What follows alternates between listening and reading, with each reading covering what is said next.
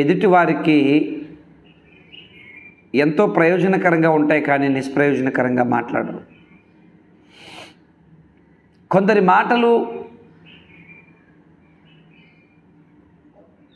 ఎదుటివారిని ఇబ్బంది పెట్టేవిగా, నష్టపరిచేవిగా,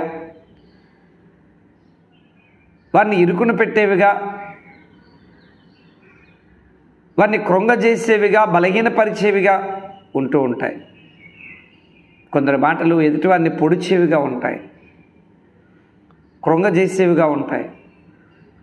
కానీ జ్ఞానుల మాటలు ఎలా ఉంటాయంటే అవి మనోహరమైన జ్ఞానాంశాలే పలుకుతాయి.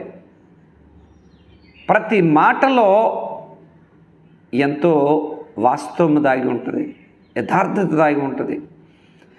రాబోయే తరాలకు అవి